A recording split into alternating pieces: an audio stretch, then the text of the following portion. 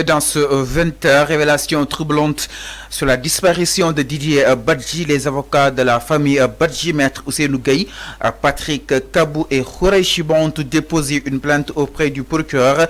Ils demandent que Ahmed Suzanne Kamara et Badiaraté soient poursuivis pour atteinte à l'image, à la responsabilité, à l'honorabilité et au professionnalisme d'un agent de l'État, ainsi que pour la diffusion de fausses nouvelles. Tout de suite, les éclairages avec Gassama. La famille de Didier Badji ne laisse pas l'affaire. Moïse Badji, résident en Allemagne au nom de la famille et des proches de l'adjudant gendarme en service à l'inspection générale d'État, a déposé une plainte avec constitution de partie civile ce jeudi. Au cabinet des doyens des juges, informe 5 TV. Les délits visés sont atteinte à l'image d'un agent de l'État, la division de fausses nouvelles et complicité de division de fausses nouvelles. Une autre plainte dont s'ajoute sur les épaules de Badiaraté, placée sous mandat de dépôt ce jeudi dans un autre dossier.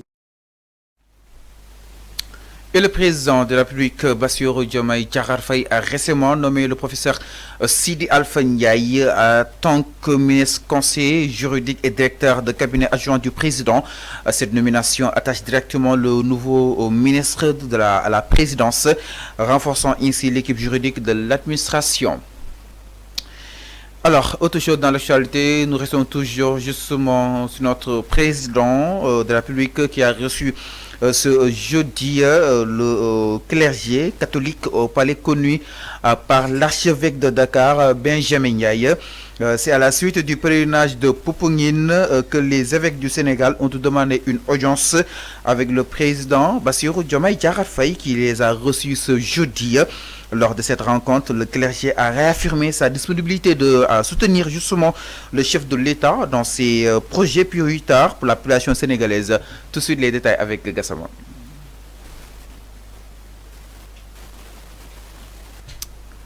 Alors, nous y reviendrons certainement dans nos prochaines rendez-vous d'information. Paraît-il que l'élément n'est pas encore prêt. Alors, nous y reviendrons. Alors, parlons toujours, mesdames, messieurs, le président qui a effectué... Alors, donc, l'élément est prêt. Mesdames, messieurs, on vous propose justement de suivre cette rencontre entre le clergé catholique et Bassirou Diomaye Diakhar Faye. Le président de la République a reçu ce jeudi le clergé catholique au palais conduit par l'archevêque de Dakar, Benjamin Ndiaye. C'est à la suite du pèlerinage de Popenguine que les évêques du Sénégal ont demandé une audience avec le président de la République, Bassirou Diomaye Diakhar Faye, qui les a reçus ce jeudi, informe 5 TV. Lors de cette rencontre, le clergé a réaffirmé sa disponibilité à soutenir le chef de l'État, Bassirou Diomaye Diakhar Faye, dans ses projets prioritaires pour la population sénégalaise. Merci beaucoup Gassama, nous restons toujours avec vous. Le président de la République toujours aussi, Bassirou Diomaye Diakhar Faye, qui a effectué justement, ou bien il va effectuer une visite ce vendredi et samedi respectivement à Préa, Cap-Vert et à Guinée-Conakry. Informe justement notre rédaction. Ceci rentre dans le cadre de sa tournée dans les pays voisins du Sénégal après son élection à la présidence sénégalaise. Cette visite du chef de l'État dans ces deux pays s'ajoutera à celle déjà effectuée en Guinée-Bissau et justement en Mauritanie et en Gambie. Gassama pour toutes ces révélations diplomatiques.